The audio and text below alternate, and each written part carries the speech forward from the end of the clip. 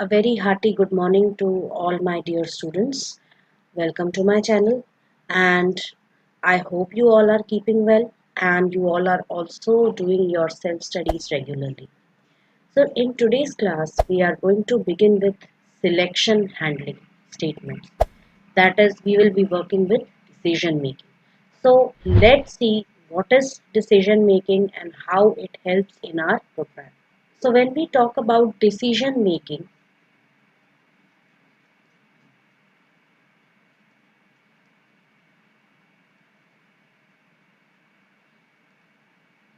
decision making is something which we sorry, which we do in our daily life many often, very often.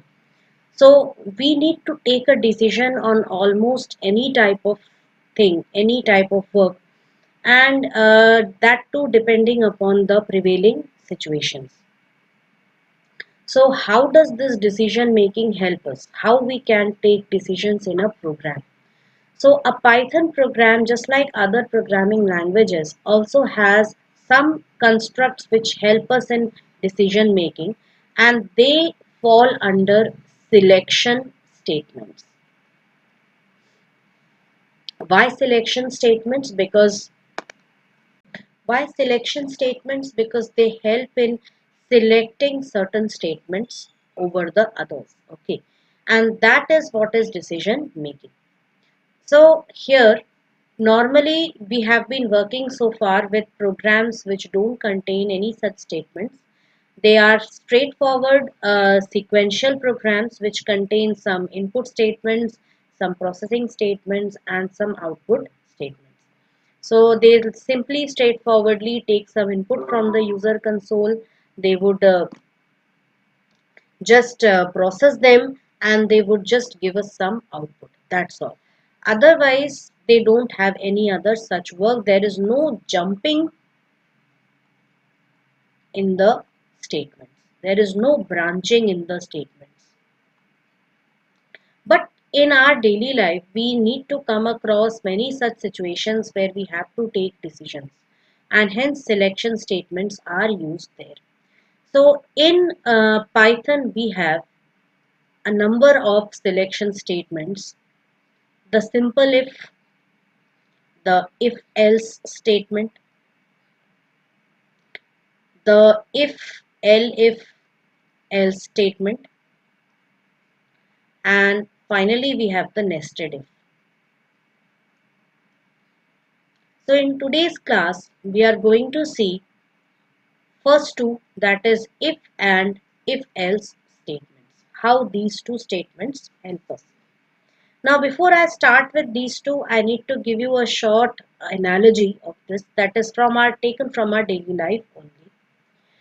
I'm creating a game, and in that game what I need to do is I have given a choice to the user. The player comes across three doors: door A, door B, and door C. So now the player, unbeknownst to the player, there are certain things behind each of the doors which would either lead him to victory or they would lead him to death. So either the player can be victorious, or he could be dead for good. So what are those things? So what I have designed is behind A, behind door A, there is a fire. Behind door B, there is a hungry lion. And behind door C, there is an escape route from where the player could escape. So now the player is there, and the thing is the player is totally unaware of what is there behind the doors. So he comes across, he has to choose any one of the doors, and whichever door he chooses, that would decide his fate, right? So he chooses door B, and to his surprise and his great disappointment, there is a hungry lion which eats him up. So he is dead. So you can see that depending upon his decision, the decision which he took, he met his fate. If had he chosen door C, he could have followed the escape route and he would have reached the victory line. Got it? So this is how we take decisions in a program. Another example, in your exam, you get some 90% marks and you want to choose a certain subject. So they are giving in your school the criteria for PCM is minimum 90%. The criteria for PCB is minimum, we can say 87%. For commerce, it is minimum 85%, and the rest is for arts. So you get 90%, that means you qualify for PCM. If suppose you were not able to get 90% and you had to satisfy yourself at 85%, you are suitable for commerce. Okay. And if you get 75%, you don't fit under any of these categories, you have to settle with arts. So this is how we take decisions in our daily life. So we will now see how we can use the if statement, the simple if statement.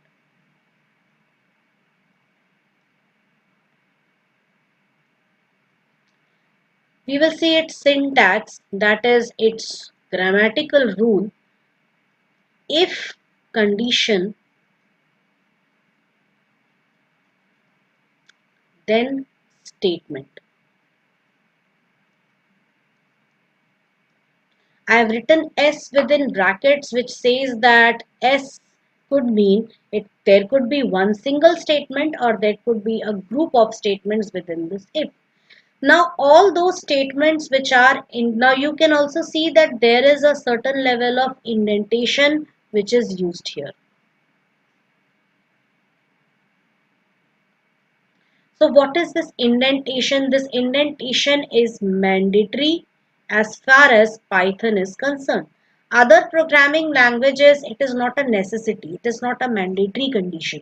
If you want, you can give, or it is considered as good programming practice because it increases the readability and understandability of your programs as well as of the program blocks, which enables us to understand that yes, this statement is a part of the if condition.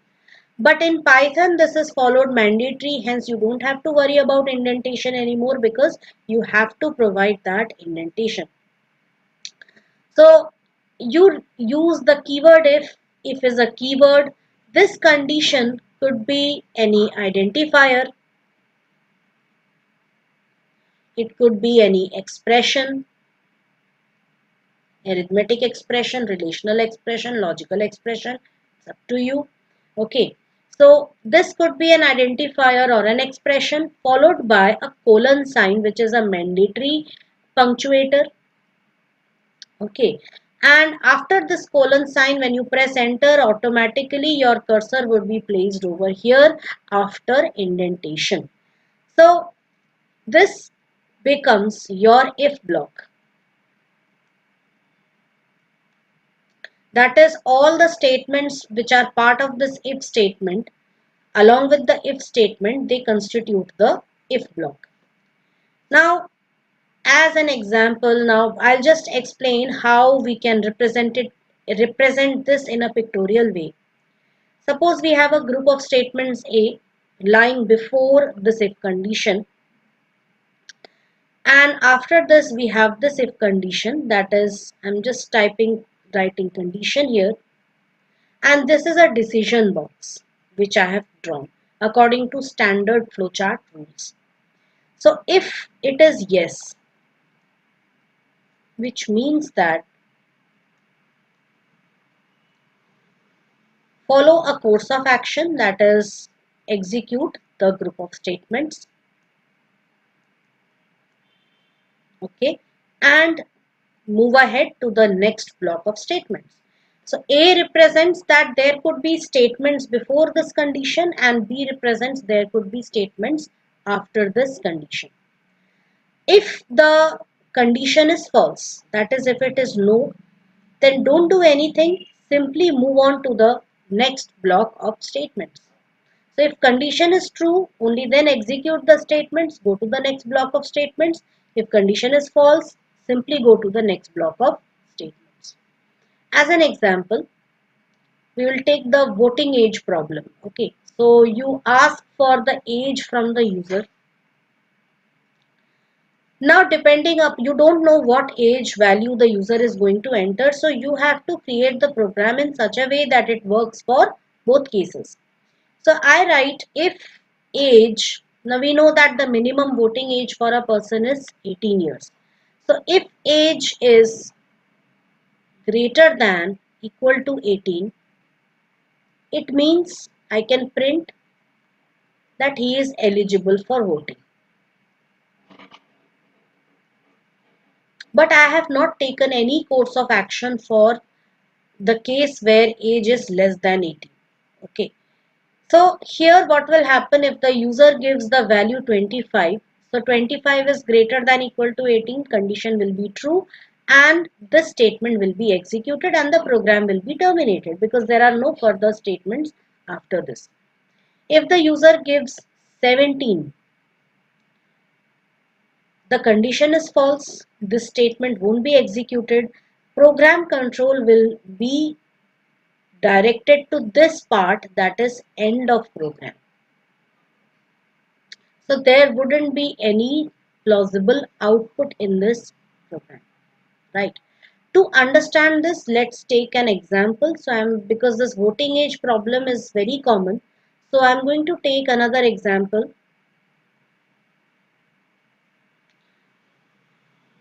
That is,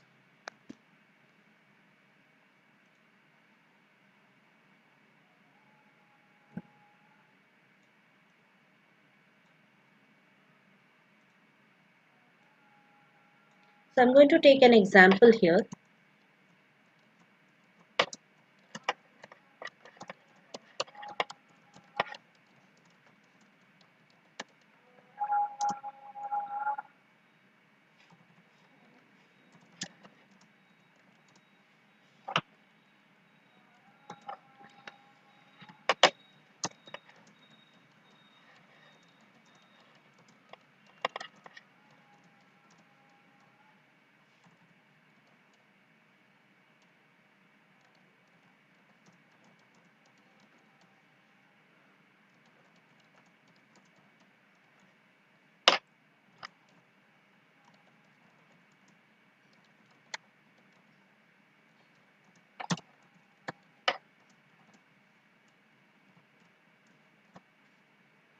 So we have taken a small program over here. Write a Python program to accept the name of an employee and say whether he is eligible for retirement or not. The retirement age which has been taken here is 60. So let's write a program for this and see how it works. So before writing a program, let us create a flowchart first. Okay. So we first use the start or stop box. So I'm using start and I will be taking some input from the user in the form of age of the employee. So I will be using the input box for that. So this is my input box. These are the standard flowchart symbols. Okay. So I'm going to write here read age of employee. After reading age of employee, I have to take a decision. So I will be using the decision box. Age greater than equal to 60. Is age greater than equal to 60? If the answer is yes, then print. So for this I am using the output box. Person is retired. And if it is no, do nothing.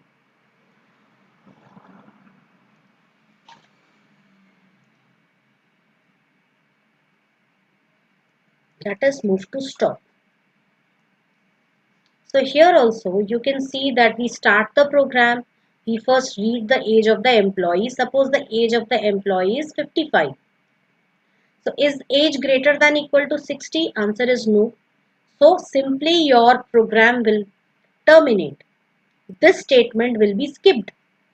But if you are asking from the user age as 60, you can see it is greater than equal to 60. That means if age is, even if age is equal to 60, condition will be true.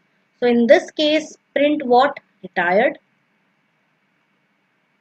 This statement will be executed and the program will go to stop. So here you can see that depending upon this condition, some decision was taken.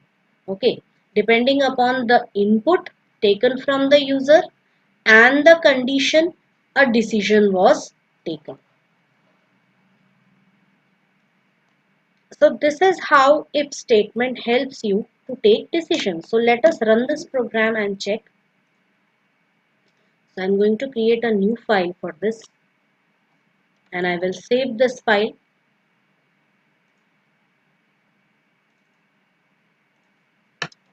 And I'm naming this program as retirement age. You should always follow the naming convention. Try to name your programs depending upon the task which it is doing.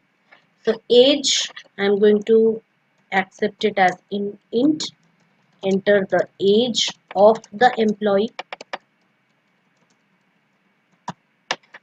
If age is greater than equal to 60, then print the employee has retired. Okay, and then do nothing. So I'm just adding a statement over here, this blank line. Now you can see that there is no indentation given to this statement, which means it is not a part of this if block. So you will be able to understand how it works. So I'm just running the program. I type 60, employee has retired, and this line is printed. So I'll just be copying this program here.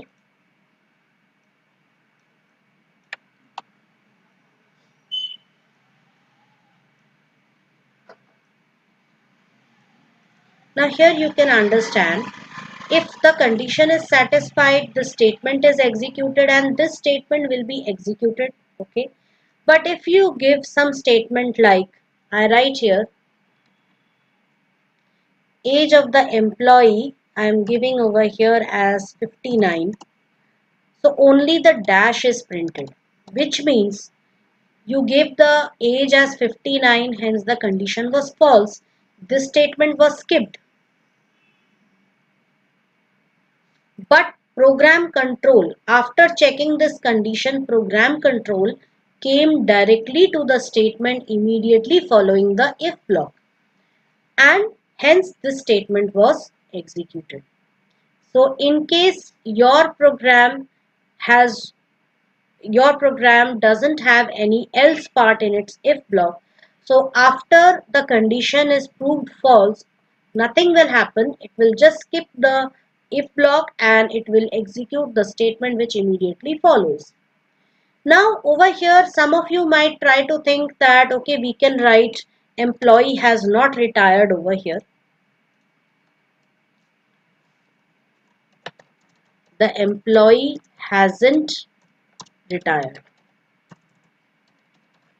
or employee is still working. So in this will work very nicely in case of 59, that is any age which is less than 60. But if you give any value like 61, it will not only execute the first statement. Why? Because over here 61 is the age which is well above 60. So this condition is true. Because this condition is true, this statement will be executed properly. And because this statement has been executed, after that also the program control will be coming to the next statement as it does. So what is there? What is written over here? The employee is still working. So it will print both. Employee has retired also and employee is working also. which will make a contradictory output. So you have to make sure, you have to understand that this statement, because it's not part of the if statement, it will be executed regardless of whether the condition is true or false. It has nothing to do with the if statement. So you have to keep that in mind. Now, to give the next course of action, we will be switching over to if else. So how does this work? Let's check its syntax. If condition, statement 1,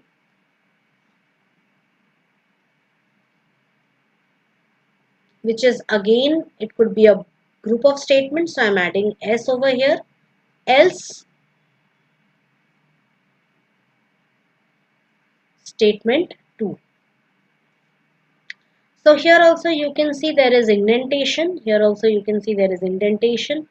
Now if after condition also you have a colon, after else also you have a colon, if and else are keywords. So if the condition is true, then statement 1 will be executed. If the condition is false, then the statement 2 will be executed. So how this works, let us see. We have A, that is a group of statements, and after this we have a decision box which contains the condition. So if the condition is true,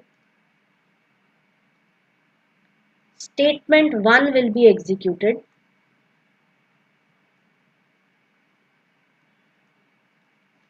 And if the condition is false,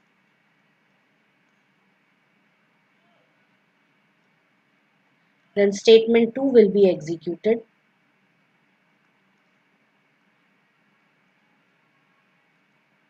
And here, sorry, we will be having D.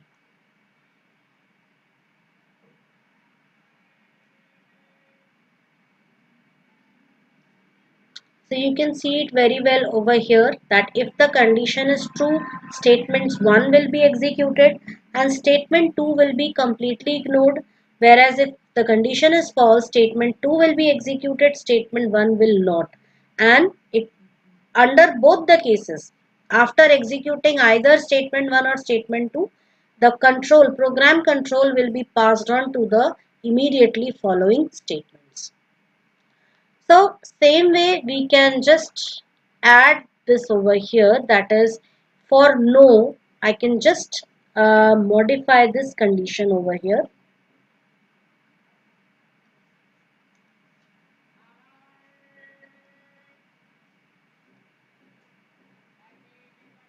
Print still working. And from here go to stop. So if the age is greater than equal to 60, retired will be printed. If it is no, still working will be printed. And let's see how this works in our program. So here after this, so I'm just going to cut this and I'm going to type else print still working. Press F5 and now I'm going to print F59 and you can see that it prints the employee is still working. So now we have a course of action for true value also and false value also. So students, this is how you take decisions, simple decisions in your program. In our next class, we would see the other variants of if statement.